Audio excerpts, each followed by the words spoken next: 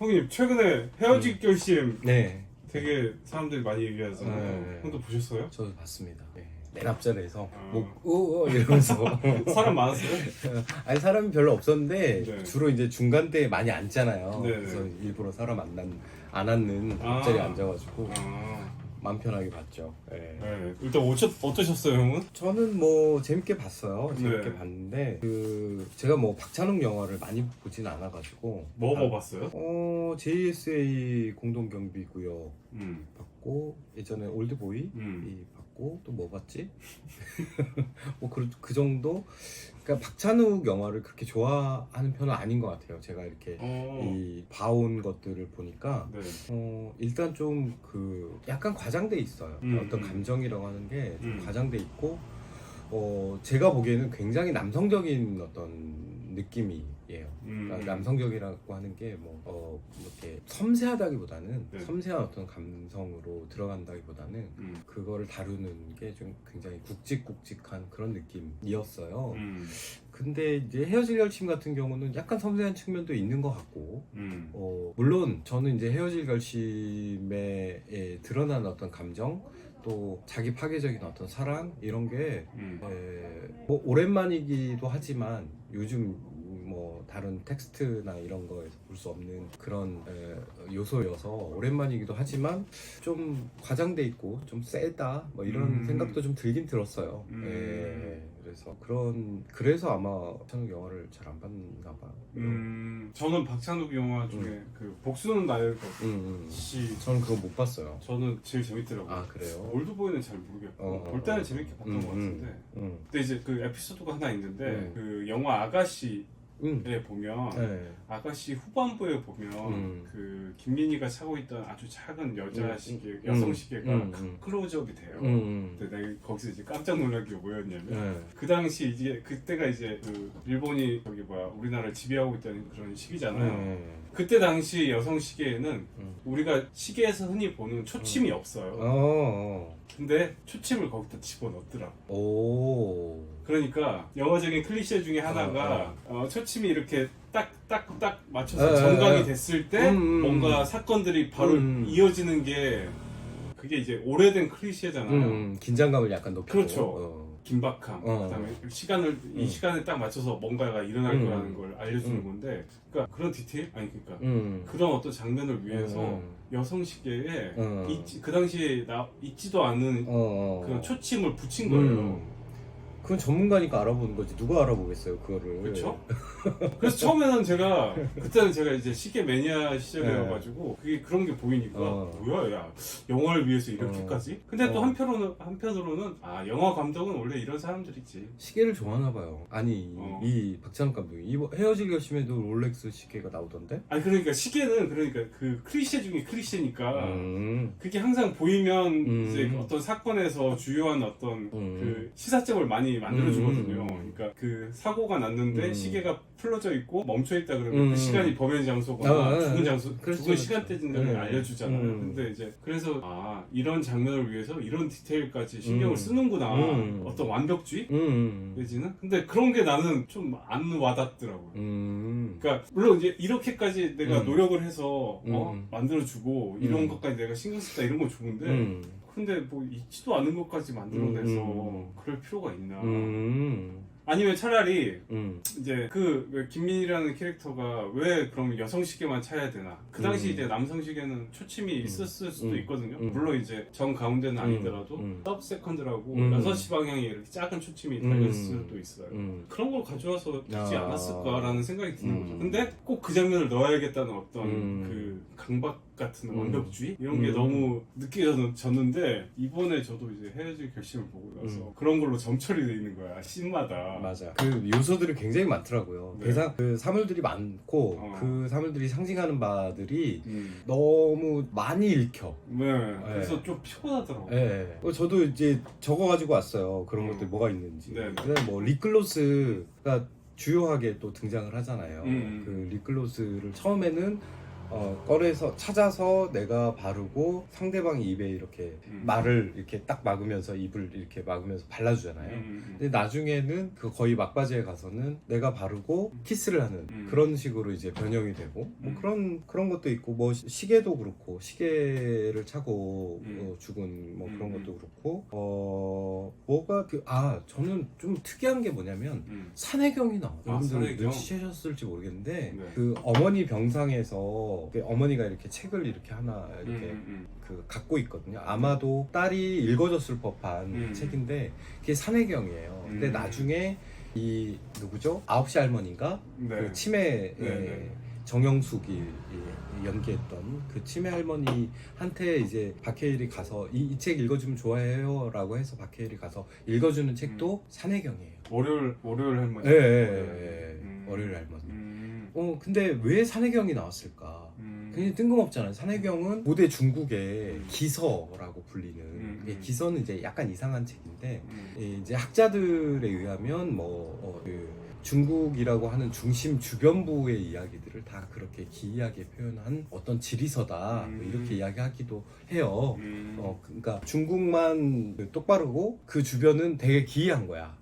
그래서 근데 재밌는 게 뭐냐면 그 산해경 아마 읽어보신 분들은 알겠지만 어떤 방식으로 서술이 되냐면 어디에 무엇을 지나서 어디 남쪽으로 가서 어디 서쪽으로 가면 무엇이 있다.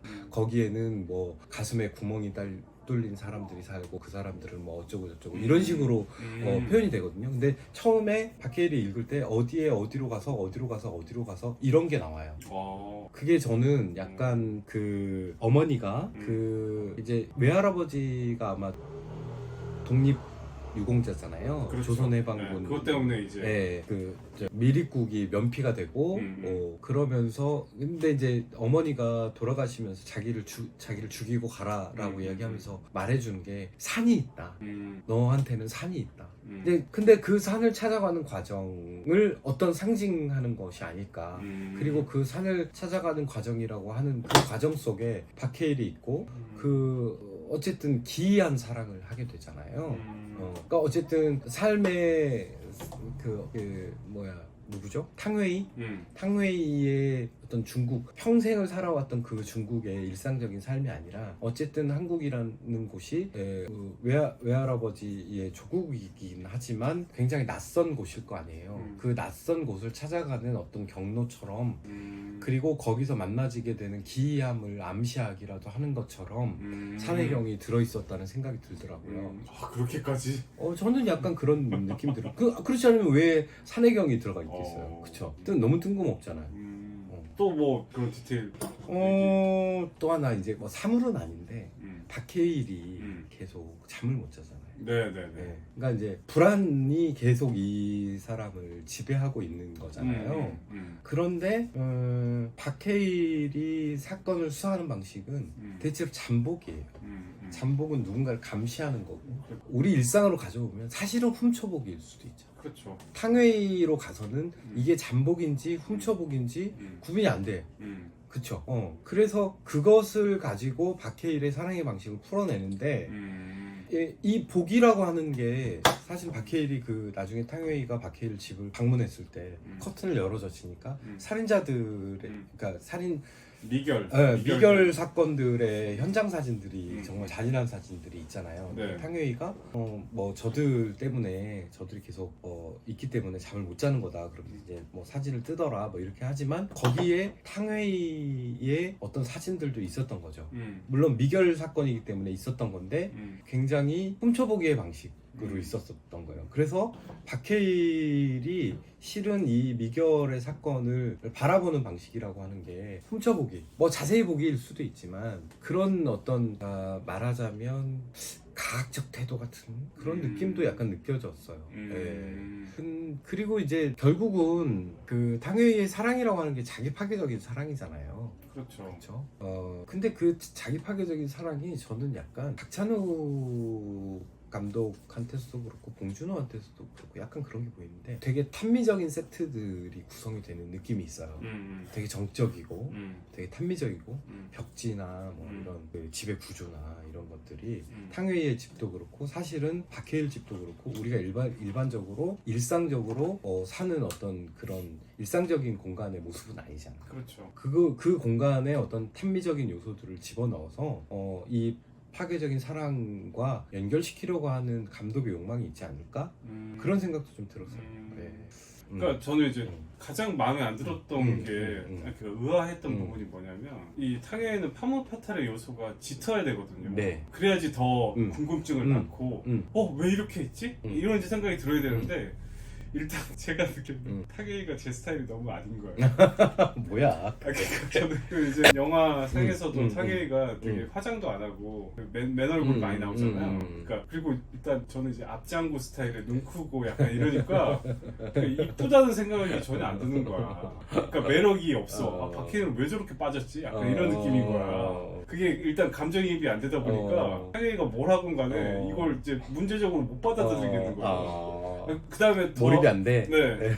그리고 더 하나 특이한 게 뭐냐면 이 박해일의 캐릭터는 직업 윤리가 굉장히 센 사람이잖아. 그러니까 그거에 대해서 그거를 이제 저버렸을 때 붕괴됐다고 얘기를 하고 그게 이제 탕웨이한테 이제 부메랑처럼 돌아가서 그런 어떤 결심을 하게 만드는데 그런 거는 되게 뭐라고 해야지? 전현대적인 약간 그런 캐릭터가 요즘 있나? 싶기도 하고. 그러니까 제가 아까 자기 파괴적인 사랑이라고 하는 게 상당히 낭만주의적 요소잖아요. 사실은. 그러니까 이 시대의 것은 아닌 거지. 그래서 제가 굉장히 오랜만이라고 얘기한 것도 그런 측면이 있어요. 근데 질문은 있는 것 같아.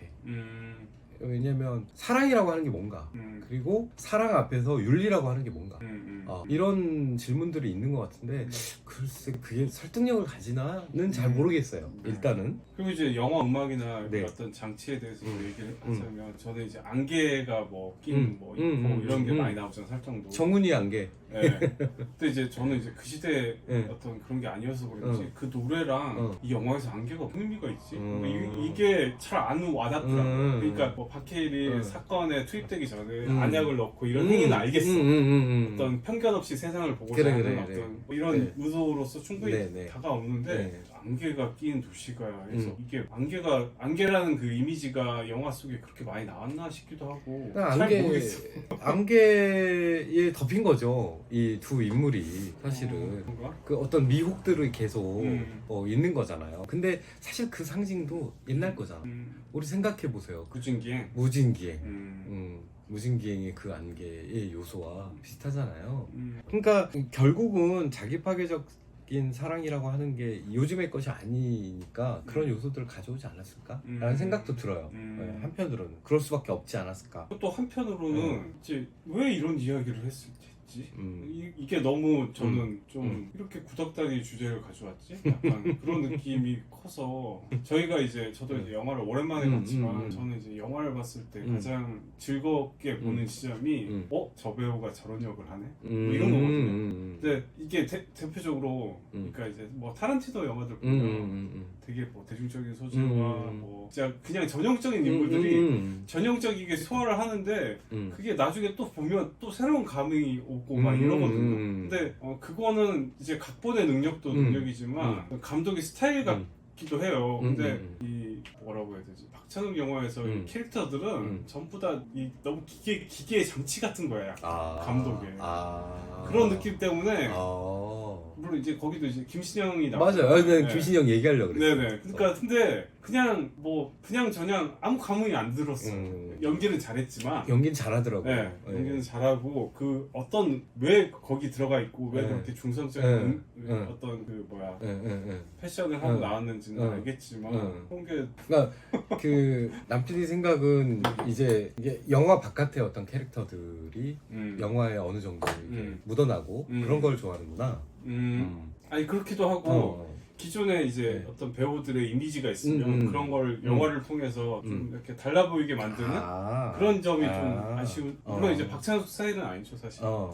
그런 것 같아요. 그래서 김신영이 들어가 있는데 김신영이 들어가 있다는 것은 우리가 다 아는 코미디언인데 김신영이 들어가 있다라고 하면은 김신영이라고 하는 영화 바깥의 캐릭터가 뭔가 역할을 했어야 되지 않나라는 생각이 들긴 들더라고요. 근데 연기를 너무 잘해가지고 별로 김신영 생각이 안 났어요. 물론 그게 더 좋을 수도 있어요. 근데 왜 김신영이냐는 거지. 하필이면 왜 김신영이 계속 예전부터 무슨 영화에 출연해 왔다 이런 게 아니라 김신영이 들어갔다라고 하는 것은 뭔가 의도가 있어야 될 텐데 왜 김신영인지는 잘 모르겠더라고요. 그런 부분은 있어요. 저 재밌는 거 있었어요. 그 엄마하고 할아버지 유골 뿌릴 때 있잖아요. 네네. 거기 그 장소. 네네. 그러니까 이제 탕웨이가 찾아가는 산. 절벽. 네. 거기가 모룬데라고 하는 유명한 절벽이에요.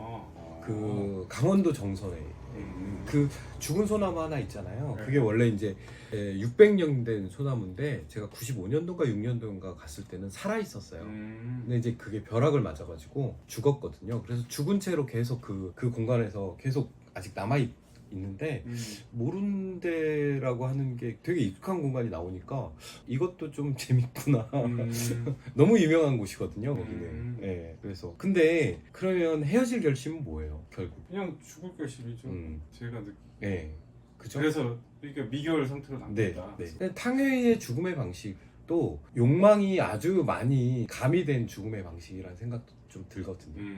그러니까 그냥 바다에 빠질 수도 있잖아요. 그렇죠. 무거운 걸 달고. 근데 굳이 이걸 파서, 그러니까 그 죽음은 또 뭐가 연결이 되어 있냐면 폰하고도 연결이 되어 있잖아요. 그렇죠. 이 폰을 물에 빠뜨려요. 아무도 못 찾게 라고 했는데 결국 안 빠뜨리고 계속 가지고 있었던 거잖아요. 말하자면 그 탕웨이의 죽음도 물에 깊이 빠질 수도 있지만 모래를 파서 물이 잠겨서 결국 익사긴 하지만 언젠가는 모래 속에서 발견되는 지점인 거잖아요. 예, 그런 어떤 욕망이 투영된 그런 죽음의 방식이었다는 생각. 박해일이 거기서 막 헤매다가 영화가 네. 끝나잖아요. 네, 네, 그래서 네. 저는 솔직히 빨리 좀 끊지 이런 생각이 들고 그 엔딩 크레딧을 다 못 보겠더라고요. 그리고 뭐야 이거 약간 왜 그래? 파도 치는 거 멋있더만. 그건 그렇긴 한데 너무 약간 자기적인 거야. 그 장면부터. 아니 못 찾았으면 그냥 빨리 끝나든가. 그걸 계속 막 찍고 있는 거야. 배우가 힘들었어. 그건 어때요? 저는 이게 이제 사실은 거기 미포? 이포의 네. 원전 가 있고 그 다음에 부산에서 벌어지는 일이죠. 그러니까 부산과 이포라고 하는 두 이야기가 이제 그 중간쯤에서 분리가 되는데 그렇죠. 부산까지만 나왔어도 어땠을까? 그러니까. 그런 생각이 좀 들었거든요. 맞아요. 이포까지 나오니까 너무 이게 사실 또 그 저기 탕웨이 캐릭터도 조금 바뀌는 것 같고 그래서 거기서 끝냈으면은 여운을 주고 끝날 수도 있지 않았을까라는 생각도 좀 들긴 들더라고요. 저는 그 까마귀 발견한 게 진짜 뜬금없었어요. 해착이다 이런. 그 고양이가 물어온 거죠? 네. 그러니까 고양이가 그 전에 이제 박해일이 까마귀 죽은 걸 발견하잖아요. 그러고 나서 이제 뭐 탕웨이가 고양이 뭐 발견해서 뭐 이제 그런 대사를 뭐 하는 걸 듣잖아요. 그러니까 까마귀가 뭐 죽었을 수도 있지만 이런 게 진짜 박찬욱 뜬금없는 거 아닌가. 죽음의 상징일 수도 있고 그 다음에 그 죽음을 이 탕웨이와 그 깃털을 통해서 나눠 가지는 것일 수도 있고 그렇게 해석해 볼 수도 있지 않을까요? 그때 저는 그렇게 막 해석을 강요하는 게 너무 싫더라고요. 그러니까 그런 측면이 있어요. 요소들을 많이 집어넣어 놓고 의미들을 만들려고 하는 것들이 계속 보여서 저는 오히려 그게 좀 영화 보는데 방해가 됐어요. 너무 상징적인 장면들을 좀 많이 집어넣어 놨구나. 그런 생각. 굉장한 테크니션이고 굉장히 자기가 의도하는 걸 잘 구현하는 그런 진짜 장인의 진짜 대가의 어떤 경지에 이르는 건 맞는데 과연 이런 영화를 버틸 수 있을까? 뭐 이런 생각이 드는 거예요. 이제 우리가 좋은 문학 작품을 다시 읽었을 때 다른 감흥이 들잖아요. 그거는 사실은 영화는 그대로인데 우리가 어떤 성장을 해서 그만한 경험이 쌓였기 때문에 이 장면에서 또는 그 시대에서 그 역사에서 역사적인 맥락에서 우리가 다시 발견하게 되는 거거든요. 그렇죠. 근데 영화도 마찬가지로 이제 그런 어떤 그 뭐라고 해야 되지? 리듬이나 고유의 리듬이나 이런 것들이 있다 보면 재발견하게 되는 장면들도 있을 것 같아요. 당연하죠. 네. 당연하죠. 근데 그 요소마다 이런 것들을 막 의도적으로 배치를 해놨을 때 네. 과연 그런 게 나중에 피곤하지 않을까? 이런 저는 그런 생각도 생각이 지금 좀 얘기하니까 그런 생각이 들어요. 저는 이제 시에서 음. 보통 이제 시 강의실에서 그런 얘기를 많이 하거든요. 의도를 관철시키려고 하지 말아라. 아, 그럴 경우 시가 실패할 수 있다. 라고 이야기를 하거든요. 근데 저는 이제 이 영화를 보니까 의도들이 너무 많이 보이는 거예요. 근데 의도치 않게 발견되는 것들이 사실은 우리한테 더 풍부한 의미들이 될 수 있거든요. 근데 이 감독이 그러니까 너무 많이 영화에 개입하고 있다라는 생각이 들 거예요.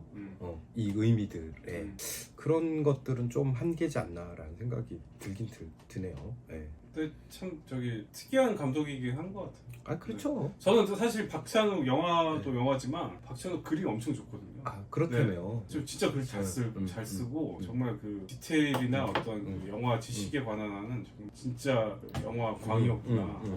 되게 그런 생각을 저는 많이 느끼고. 박찬욱을 생각을 하면 뭐 한국에는 잘 없긴 하지만 박찬욱은 운문가냐 산문가냐 하면 산문가 아예 느낌이 더 확실히 강해요. 네. 근데 이제 산문가가 자꾸 시를 쓰려고 하는 느낌이 있어요. 뭔지 알겠죠? 네. 근데 이제 운문가는 그런 식의 의도나 뭐 이런 것들을 눈에 보이게 배치하지 않고 잘 몰라야 되잖아요.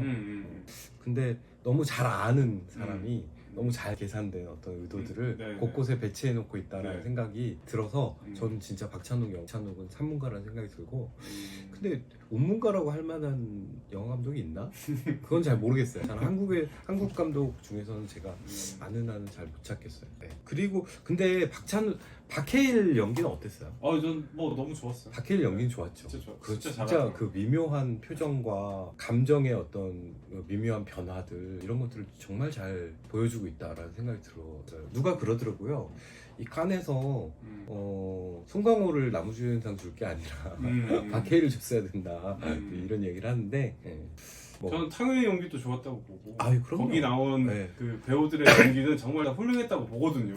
하지만 진짜 그런 게 싫은 거죠. 왜 저런 역을 그냥 저렇게 그냥 하지? 그러니까 이거는 그냥 감독이 하라는 대로 진짜 의도에 맞춰서 잘했구나. 이런 의미에서 아쉬웠다는 거지.